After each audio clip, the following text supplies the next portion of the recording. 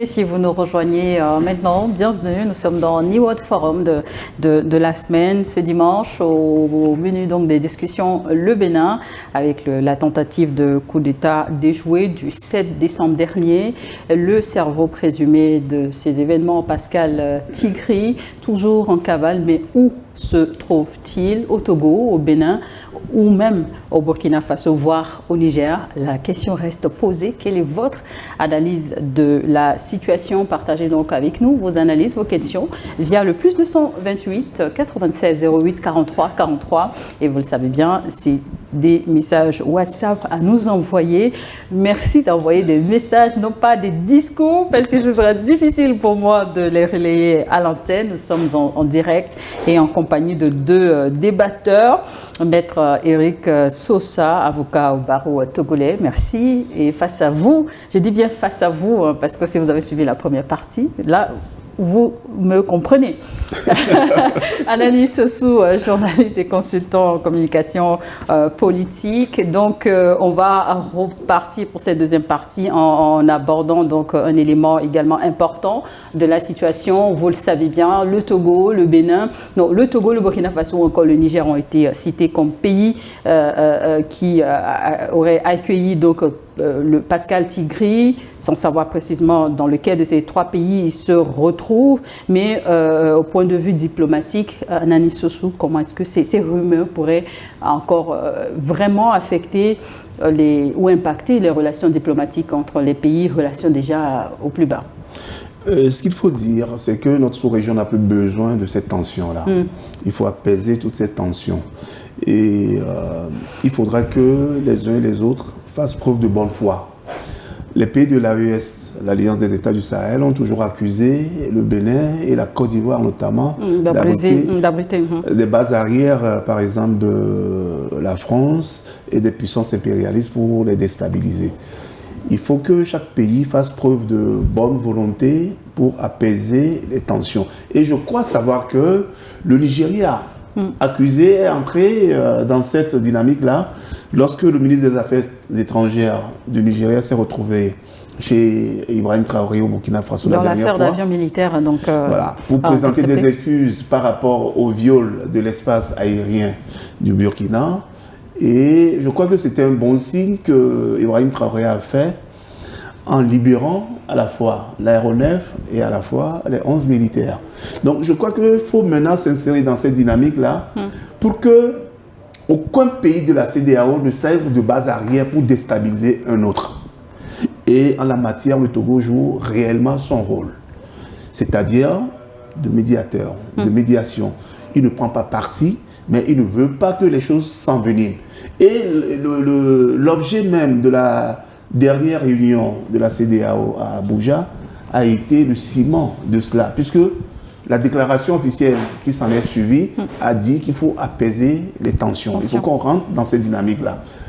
Que le Bénin fasse preuve de bonne volonté envers ses voisins, parce que vous savez, nous sommes dans un pays, je dirais, la CEDEAO c'est un pays, hein, parce que c'est vraiment la balkanisation qui nous a séparés.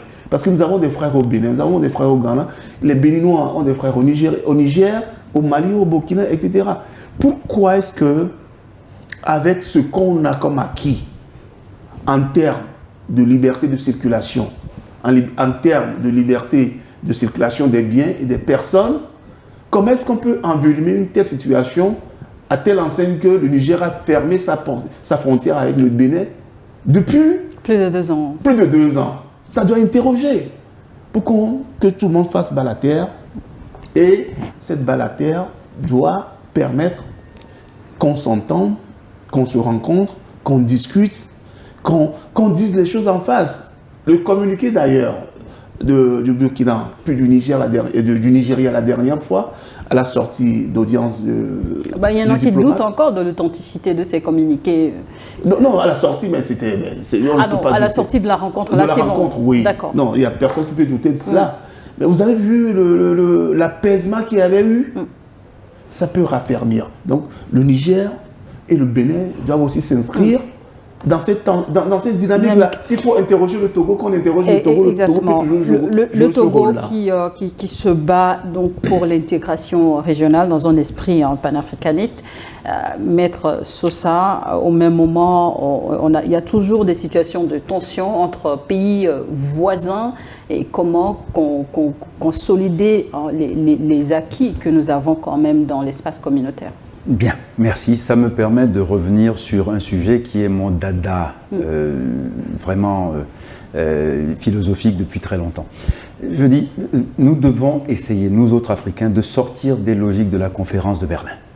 C'est-à-dire qu'en fait, on a l'impression que c'est une malédiction qui nous a été lancée et que nous-mêmes, nous nous enfermons intellectuellement dans des logiques qui renforcent en fait la malédiction de Berlin. On a dit tout à l'heure que les personnes et les biens circulent entre les frontières. C'est vrai, quand vous vous présentez sur tout le corridor, le long de la frontière togolo-béninoise ou ghanéo-togolaise, vous avez plusieurs points de passage qui sont même inconnus des douaniers. Et ce sont les douaniers qui sont des fins limiers, qui connaissent ces endroits et qui vont de temps en temps faire des opérations pour intercepter tel ou tel contrebandier. Donc, nous sommes un même peuple. Et vous avez dit quelque chose tout à l'heure qui m'a interpellé. Vous avez parlé de la CEDEAO comme d'un pays. Oui, si nous arrivons déjà à créer régionalement une unité politique qui nous permette d'avoir finalement des principes et des textes normatifs qui d'abord prohibent entre nous les coups d'État et les coups d'État aussi bien constitutionnels que militaires, parce que les deux vont ensemble. Et dire que ce sont les coups d'État constitutionnels ourdis par les civils qui font les lits des coups d'État militaires, c'est une lapalissade. Mais ça, une fois qu'on a dit ça, on n'a pas tout dit. Il faudrait peut-être que la CEDEAO dispose de forces vraiment effectives qui lui permettent de venir au secours de tout pays qui demande qu'on vienne en fait enrayer un coup d'État qui se produit chez lui. Mais avant cela, pour que ce soit efficace, il faut que même les mécanismes électoraux soient aussi monitorés par la CEDEAO. C'est-à-dire... Très brièvement, là on va passer au message après. Oui, c'est-à-dire quand il y a des élections dans un pays, pour être sûr que ces élections en fait remplissent tous les critères de transparence et de pluralisme, on devrait pouvoir compter sur la CEDEAO et ses techniciens pour venir faire le monitoring de ces élections. Ça permettra de décrisper beaucoup de choses et ça évitera d'avoir des scrutins toujours contestés et ça nous amènera à nous habituer à ce que le fait communautaire devienne un fait prégnant sur la vie politique. Comme ça, chacun va un peu adoucir ses revendications souverainistes pour épouser la logique communautaire. Si nous passons par là, on peut commencer à construire l'Afrique unie en un seul État. Et nous espérons que la CEDEAO aura appris sur ce point-là, des expériences. On est d'accord. Après l'AES, le Bénin, la Guinée-Bissau. Nous espérons vraiment que la CEDEAO va plus que jamais prendre ses responsabilités et vraiment faire de l'intégration une réalité et non un mythe dans notre espace. On passe au message. Et j'ai donc le plaisir de commencer par le Togo. Le tout premier message que nous avons reçu d'un téléspectateur qui nous suit depuis Tomde Kara au Togo. Bonjour Niwod. Je pense qu'au-delà de l'authenticité, au nom de cette interview de Tigri, ce qui est intéressant, c'est qu'on a vu l'enterrement de la CEDEAO par la France. Le Bénin s'est offert à la France en colonie. Talon a vendu le Bénin à la France, ce qui ne croyait pas à l'alerte des pays de l'AES par rapport au soutien du terrorisme par la France. Si quelqu'un dément encore, c'est qu'il est de mauvaise foi. Simlewa de Tomde Kara au Togo. Bonjour Niwod, c'est Abdel depuis Sokodé. Un remerciement particulier aux deux invités sur votre plateau ainsi qu'à vous-même, madame. Merci. Souvenez-vous de l'attentat terroriste de 1986 contre le feu président Eyadema Gnassingbé. Pour moi, c'est le même scénario et c'est la France qui joue à ce jeu-là. Il s'agit de mettre la pression sur un président pour lui rappeler à l'ordre ou pour éliminer certaines personnalités gênantes. C'est un faux coup d'État, mes frères. Et quand on fait ça, le vrai risque, c'est le vrai risque de se reproduire. Qu'est-ce qui est le vrai? Je ne sais pas. Vous avez un commentaire, s'il vous plaît, messieurs? Oui, mais le vrai risque, c'est un autre coup d'État. Et cette fois-ci, ce serait effectif. Ou bien, il n'y a pas mieux à dire. Bonjour le plateau, bonjour Charlotte, bonjour aux panélistes. Merci de toujours contribuer à l'éveil des consciences panafricaines. Je viens prendre Anani Sossou. Il a écrit sur ça. Anani Sossou, l'erreur venait de moi.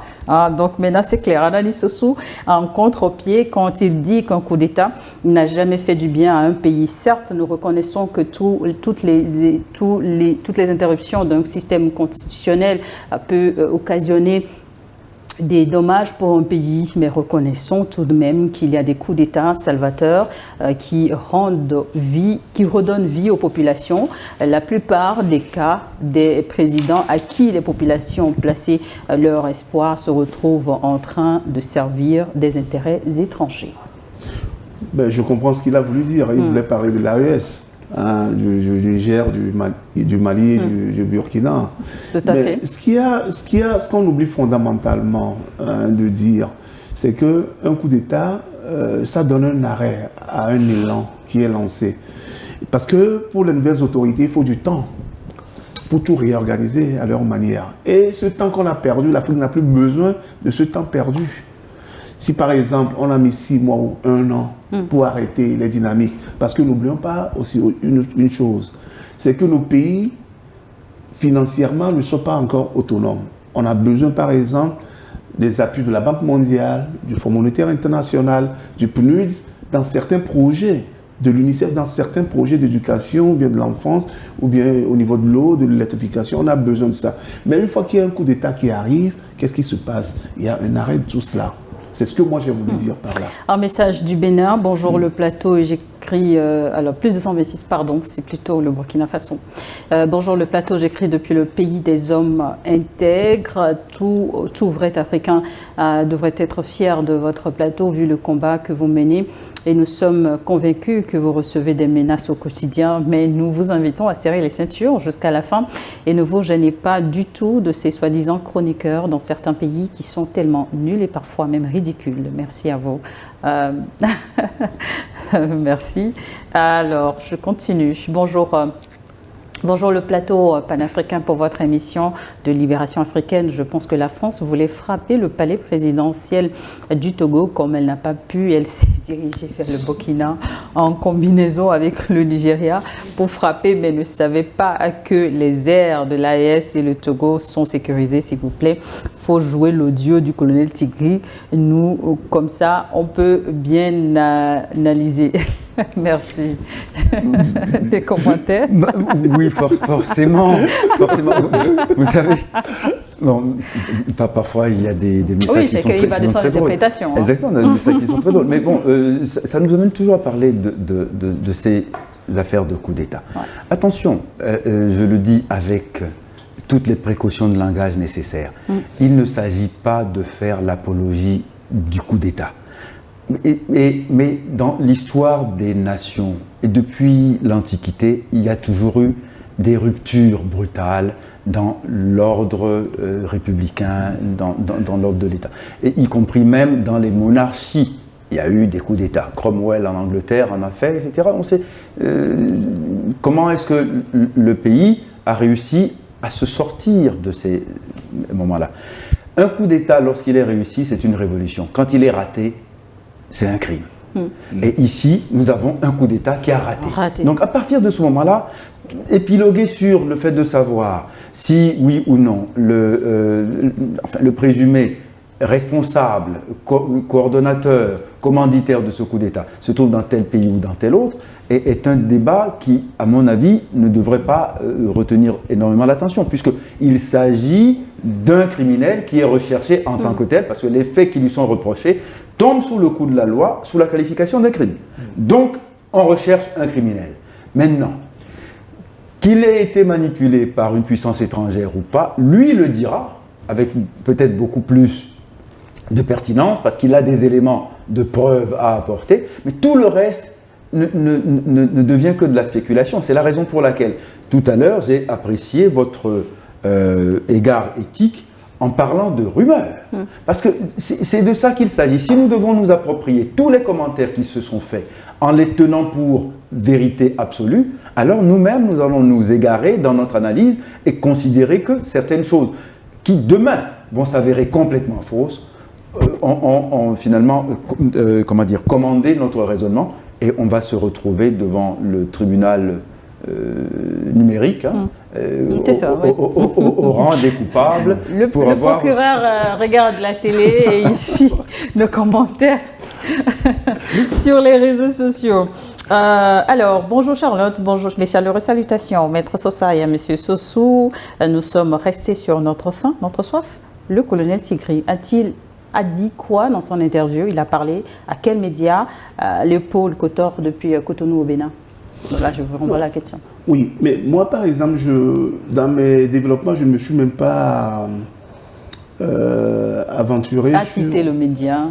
Oui, je ne me suis même pas aventuré sur cette interview parce que j'ai cherché, j'ai fait du fact-checking. Pour retrouver la source. Pour retrouver la source, je n'en ai pas trouvé. C'est pour ça que je n'en ai pas parlé d'ailleurs sur ce plateau-là. Donc, cette interview, est-elle vraie, est-elle fausse? Je ne veux pas m'aventurer là-dessus. Quand on lui attribue ce qu'il a dit, soit ceux qui l'ont dit. Mais moi, personnellement, je ne dirais pas un mot, sachant que l'intéressé, selon les officiels béninois, a quitté le camp de Tobin à bord d'un véhicule. C'est ça. Habillé en civil pour sortir et partir, pour fuir. Donc, il est où? Je ne veux pas m'aventurer dessus. A-t-il fait l'interview? Je ne sais pas. Mais ce qui est fondamental, c'est l'interview que Patrice Talon, le président lui-même, a donnée sur l'interview. Moi, je m'en tiens à ces faits-là. Il les a qualifiés de voyous, de manipulés, de petits bandits, etc. De groupuscules aussi. Voici les termes utilisés. Mais, pourtant, voilà. Les médias relaient qu'il serait plus de 300, voilà. 300 hommes. Cette intervention, cette question-là me donne l'occasion d'intervenir sur un fait. C'est qu'au niveau de l'armée béninoise, il y a un grand malaise aujourd'hui. Ça, c'est une évidence. Un grand malaise. Parce que on nous avait dit, dès le 7 décembre et au matin du 8, que l'officier Tigri a pris en otage des généraux, qu'il a relâchés plus tard. Il les a relâchés comment? Dans quelles conditions? Il n'a pas fait ça seul. Ça veut dire qu'il commandait une garnison. La garnison était derrière. Là, on a parlé de plus de 300 hommes. Voilà. C'est tout un bataillon. Donc, c'est un malaise qui est dans l'armée. Et aujourd'hui, les autorités béninoises doivent se poser cette question. Pourquoi en est-on arrivé là? Quels sont les lendemains qui nous sont réservés à travers cela? Est-ce un coup isolé? Est-ce qu'on peut avoir une suite par rapport à cela?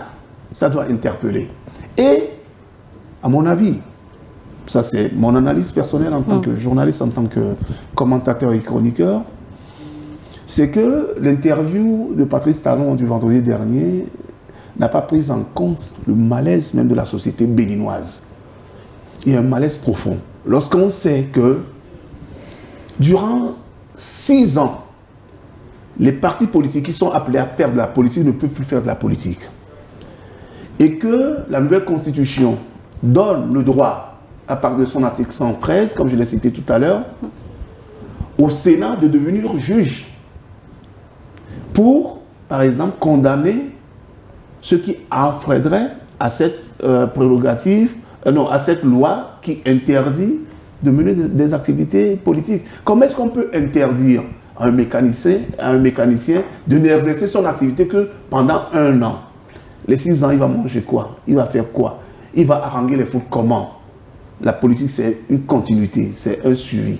Donc, le président Talon doit tenir compte du malaise social, du malaise politique, puisqu'aux prochaines élections, le plus grand parti politique d'opposition du pays, les démocrates, ne peuvent plus participer à ces élections, y compris d'ailleurs les législatives qui vont suivre. Mais on ne peut pas dire aujourd'hui que tout le Bénin avec le bloc républicain de Talon. C'est pas possible. Donc, il faut qu'on écoute d'abord l'armée, avec plus de 300 personnes qui se mutilent. Quel sort le sera Alors là, réservé? ce sont là sur vos recommandations pour une sortie de crise. C'est une manière, oui, de dire que le Bénin est sur une braise. Et que le président Talon ne doit plus souffler sur cette braise-là, mais apporter des solutions idoines pour que la démocratie béninoise, que tout le monde a envie, redevienne une démocratie. Merci, je vais poursuivre avec les messages. Bonjour au plateau de forum, toutes mes civilités et salutations fraternelles depuis le Mexique. Merci beaucoup pour cet éveil de conscience africaine. Ce qui s'est passé au Bénin reste toujours flou. Alors, autre message. Bonjour, bonjour. Je suis Boé Philippe depuis Abidjan en Côte d'Ivoire. Pascal Tigri brise le silence et fait de graves révélations.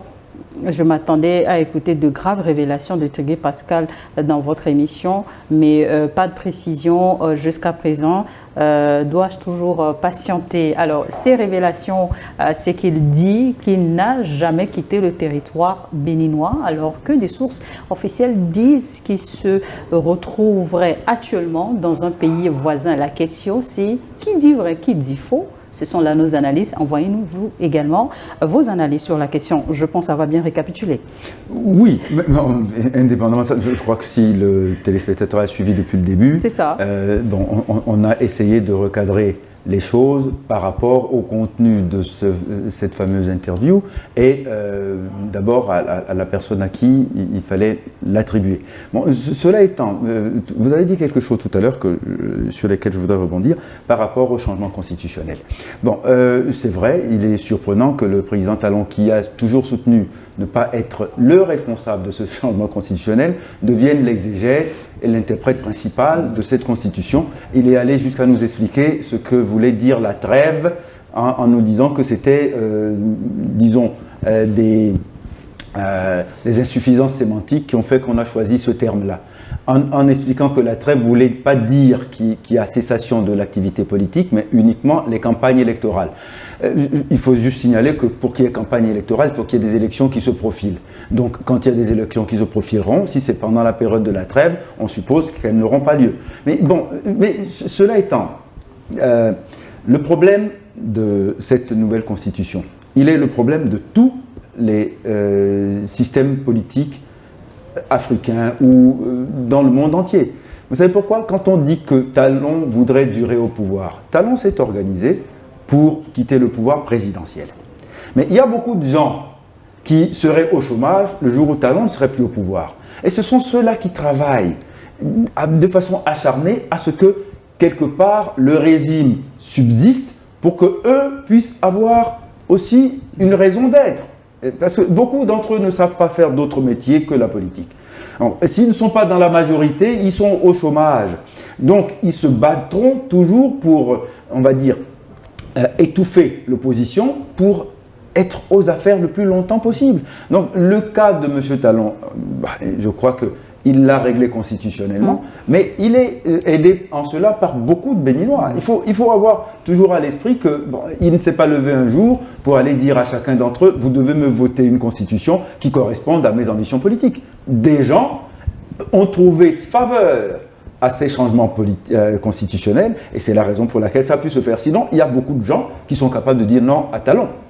Merci. Bonjour Niwon, bonjour Forum, bonjour aux débatteurs. Grand merci à Nani de condamner les coups d'État et je lui suggère de condamner aussi les causes du coup d'État. Je veux dire à Maître Sosa que la France est son propre fausseur. Aucun panafricain n'indexe la France. La France est l'un ou la première maladie de l'Afrique francophone. Il faut appeler les choses par le nom. La France met le feu au Bénin, puis joue au pompiers pour bien s'asseoir surtout pour le futur président du Bénin, Yabré, depuis Liège. Bonjour au plateau de New World Forum. Merci aux débatteurs pour le décryptage. L'Afrique a besoin d'une maturité politique pour son développement intégral non au coup d'État et aux dictatures. Cultivons la cohésion sociale et le vivre ensemble. Modeste Palanga depuis Sotouboua au Togo. Je poursuis, vous permettez. Bonjour Niwod, depuis le Niger, nous suivons vos émissions avec intérêt. Merci pour le travail de qualité de vous que vous abattez pour nous informer. Merci à vous également d'être toujours au rendez-vous. Bonjour à tous. Monsieur Talon a bien fait un message depuis Paris, depuis Mayotte. Voilà, merci. Monsieur Talon a bien fait de demander de l'aide à la France, car c'est le seul pays capable d'amener la paix et la sérénité dans ce genre de situation. Les pseudo-militaires qui ont mené cette tentative ne méritent même pas le titre de militaire. Un militaire doit respecter son gouvernement et son chef d'État. J'espère qu'ils seront capturés et jugés comme il le faut. Alors, les recherches sont donc toujours en cours. Salut à tous, bonjour chers panélistes. Une bonne lecture de l'actualité peut nous permettre de dire que la France n'est pas prête à quitter l'Afrique avec la complicité de nos dirigeants acquis à leur cause. Gelkora, depuis Nochin, là nous sommes au Togo. Bonjour Niwod, moi je pense que le colonel Tigri peut se réfugier au Nigeria car on le cherchera partout sauf là-bas. Par exemple, moi, quand une nuit, ma soeur voulait saisir mon téléphone portable, j'ai eu l'idée d'aller le cacher dans son propre sac d'école car elle cherchera le téléphone partout sauf là-bas. Merci. Il y a quand même ces messages. On a des experts. En tout cas. Alors là, en tout cas, tout le monde est appelé à donner des informations. Bon, c'est pas le cas encore. Alors, ne soyons pas naïfs sur cette situation. Aujourd'hui, l'Europe veut justifier son vol des avoirs russes et donc faire ces genres d'analyse sur la situation actuelle de la sous-région montre combien de fois l'Occident a réussi à formater nos prédécesseurs, soi-disant intellectuels. Si nous ne réadaptons pas et faire de bonnes analyses factuelles, je pense que la jeunesse va commencer par vous cracher dessus. Ne soyons pas naïfs cette situation. Alors, bonjour, je crois que nous sommes naïfs sur la situation aujourd'hui. L'Europe veut justifier son vol. Alors, j'ai déjà lu le même message qui est donc arrivé plusieurs fois. Donc, on poursuit. Salut le plateau, monsieur Anani. Laissez tranquille le monsieur soit débattre. Ça a été réglé, cette situation. Maintenant, on s'accorde sur le plateau. Merci beaucoup. Je vous remercie pour le thème d'aujourd'hui, très pertinent, mais j'ai une préoccupation sur l'un des invités donc à votre toit. J'aimerais savoir si on est juriste, vous êtes obligé de lui dire car les livres où il est écrit droit et autres, comme la charte de l'impérialisme, par exemple. Alors, vous avez compris la question ? Pas vraiment, mais bon, je me sens concerné par la question et qu'on me permette d'y répondre. Mais, écoutez, je viens sur ce plateau en tant que chroniqueur. Non, analyste politique. Et ce n'est pas une activité qui serait interdite à quelqu'un qui pratique le métier qui est le mien, qui est celui d'être avocat. Bon, c'est pas en cette qualité que je viens sur ce plateau. Donc, qu'on mette de côté à chaque fois les aptitudes ou les déformations professionnelles que je pourrais avoir pour écouter ce que je dis du point de vue d'un citoyen africain qui parle haut perché sur son statut de citoyen panafricain ou panafricaniste. Parce que panafricain, c'est pas une qualité, panafricaniste, parce que depuis longtemps, j'ai démontré, et ça, mon parcours professionnel parle pour moi, que j'ai embrassé les causes africaines de toute forme et de toute manière depuis très longtemps, et c'est la raison pour laquelle, quand il s'agit de parler de l'Afrique, je me sens autorisé quelque peu, même d'une petite voix, à pouvoir donner quelques avis. Justement, parlons de ça, cette question donc, qui vient, les présumés, on le disait dans l'émission, les présumés donc, auteurs de ce coup d'État sont poursuivis pour trahison et atteinte à la sûreté de l'État. Est-ce que le tribunal spécial, donc la CRIET, est-il en mesure de garantir un procès équitable dans cette situation où tout ne semble pas être vraiment clair? Non, je préfère qu'on pose d'abord la question à Maître Sosa. C'est lui qui s'y connaît mieux que moi, il est juriste. Alors, la situation quand même, on a là impose une forme de pression sur tous, notamment sur les autorités béninoises. Est-ce que dans ces conditions-là, on peut vraiment s'attendre à des procès équitables? Bon, alors, si je vous disais le contraire, ce serait finalement ne même pas croire en mon propre serment. Et à ce moment-là, je n'ai qu'à me mettre au chômage. Nous, par vocation, nous nous battons tous les jours pour qu'il y ait des procès équitables, des procès propres qui respectent toutes les règles de dignité et d'humanité. Donc, sinon, c'est un lynchage littéral.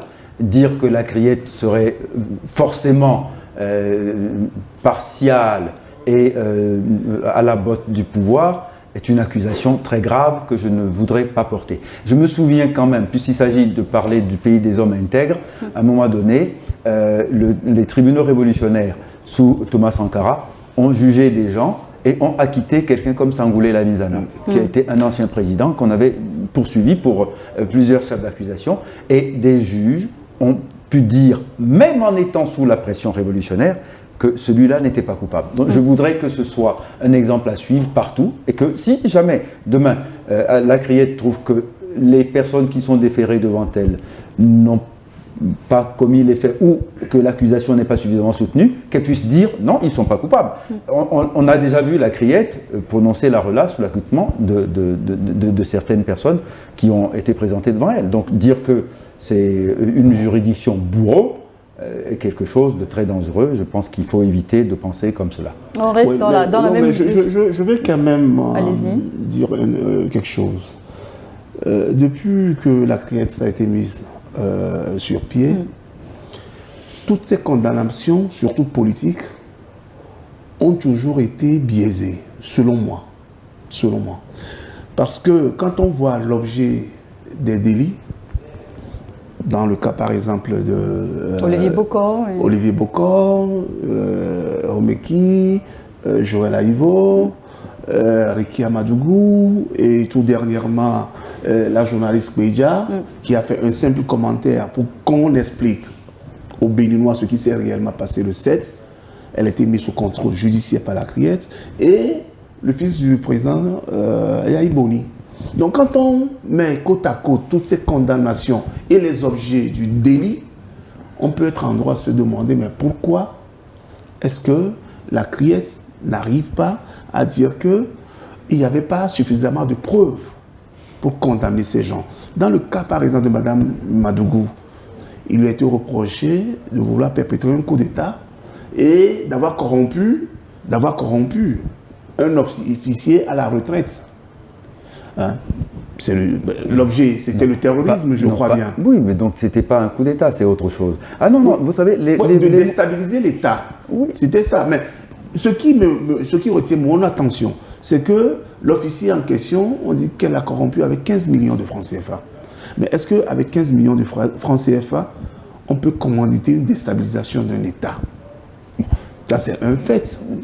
Dans le cas de de Joël Aïvo, l'objet du délit n'est pas prouvé. Mais pourtant, ce sont des gens qui ont été condamnés à des peines lourdes. 10 ans pour l'un, 20 ans pour l'autre. Pourquoi la Criette est toujours ce bourreau-là, je vous prête le mot, ce bourreau-là pour condamner que les politiques? Le cas de Azanaï, il a été condamné pour... Condamné? Non. Non, il a été mis sous mandat de dépôt. Il n'a pas été condamné, oui. Non, il n'a pas été condamné. Oui, il n'a pas été condamné. Mis sous mandat de dépôt pour... complot contre l'autorité de l'État et provocation directe à la rébellion. Voilà. À la rébellion. Or, ça fait quand même, depuis qu'il a quitté Patrice Talon, le gouvernement, en tant que ministre délégué à la Défense, depuis qu'il a quitté, il n'a pas arrêté durant toutes ces années de dire les mêmes choses sur Patrice Talon. Mais pourquoi c'est maintenant que ça devient un délit? On reste dans la même logique. Je voudrais rappeler que des mandats d'arrêt visent également des figures comme Kémi Séba.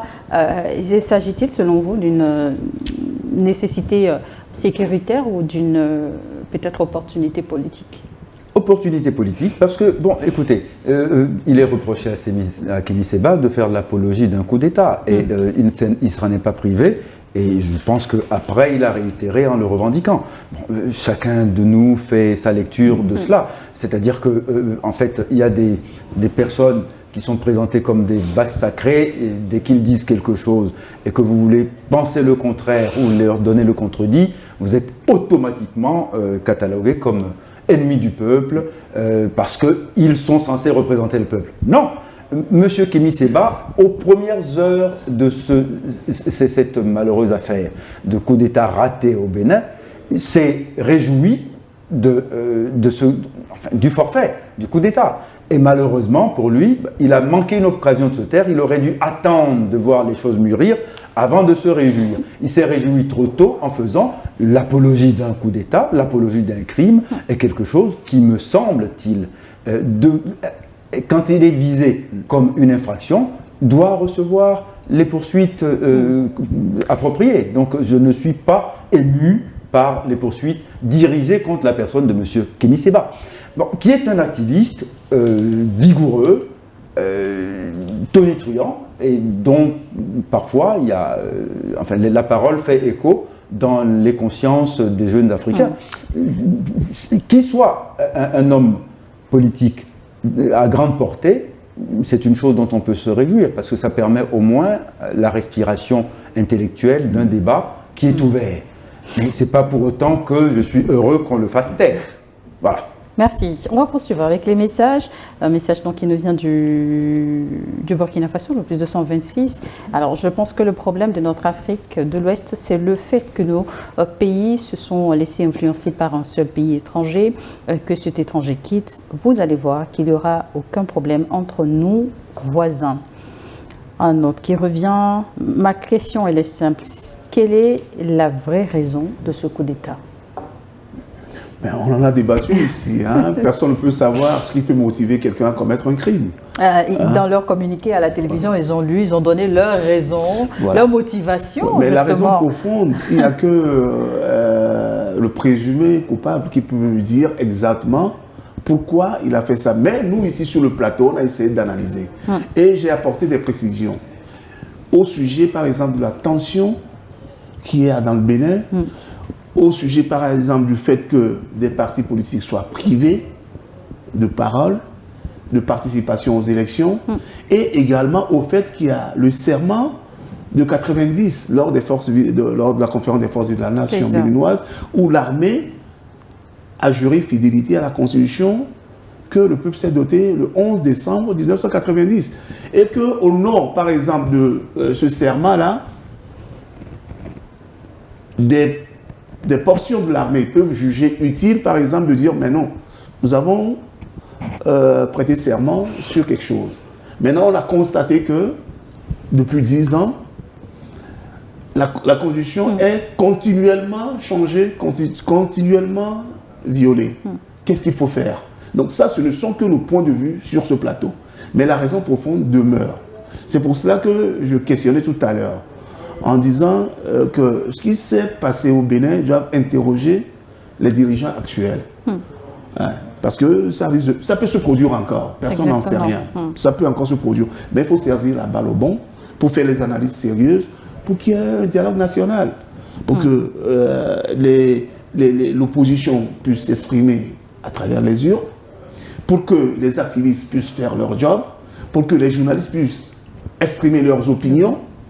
C'est tout cela qui converge vers ce qu'on a connu.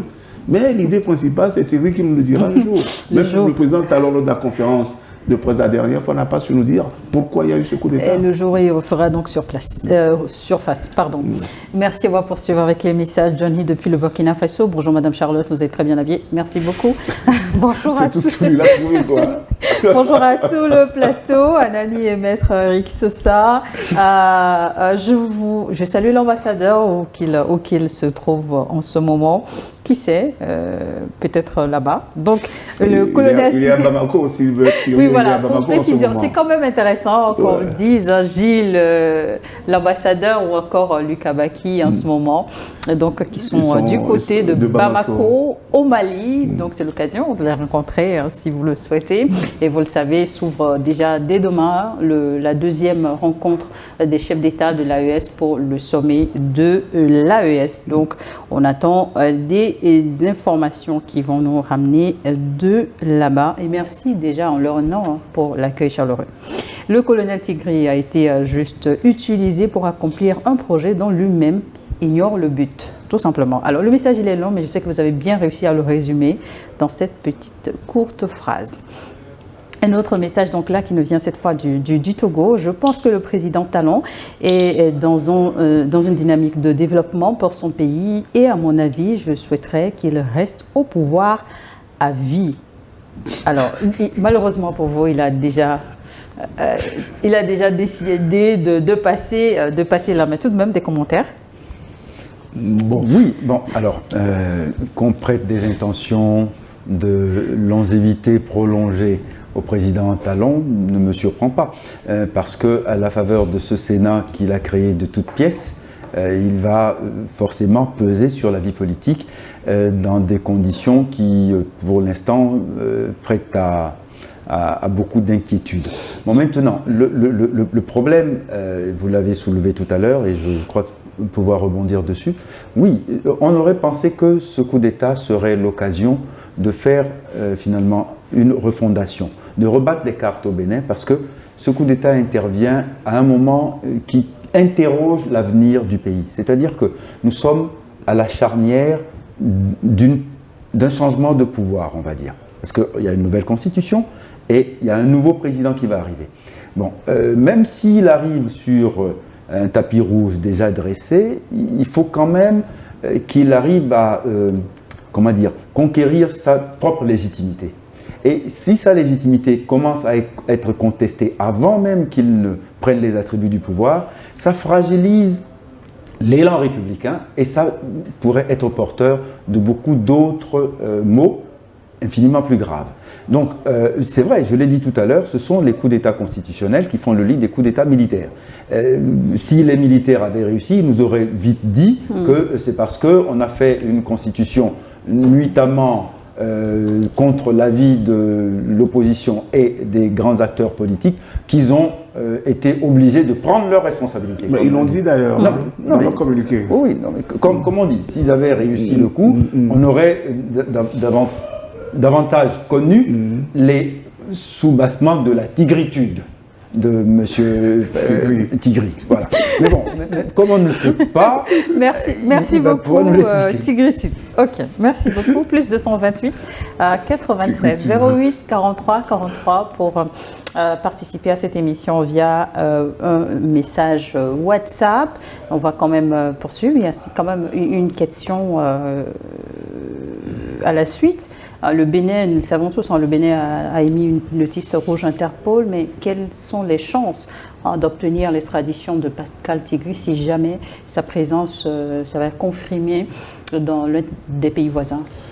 D'abord, il faut qu'il soit dans un pays connu pour que le Bénin puisse diligenter une commission peut-être rogatoire, je ne sais pas, pour qu'il soit pris. Selon le président Talon, donc à l'issue de la conférence de presse, le Bénin Cotonou serait en contact déjà avec les pays voisins et sont dans l'attente justement d'une suite favorable, oui, sans les citer. Sans les citer. Donc il faut qu'on sache d'abord dans quel pays il est pour que le Bénin puisse s'engager des poursuites vis-à-vis de lui à travers ce pays. Deuxième chose, il faudra peut-être qu'il voyage, qu'ils prennent un avion, par exemple, pour que Interpol puisse l'intercepter. Non, pas forcément. Non, pas du tout. À partir du moment où il y a un mandat d'arrêt qui a été lancé, mais les pays qui sont destinataires de ce mandat d'arrêt décident si oui ou non ils sont prêts à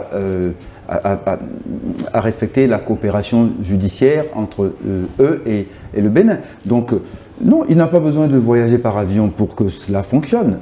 Partout où il est trouvé, si les autorités judiciaires du pays où il est trouvé entendent participer par coopération judiciaire à l'évolution des choses, ils vont le livrer au pays émetteur du mandat d'arrêt qui est le Bénin en l'occurrence. Mais et si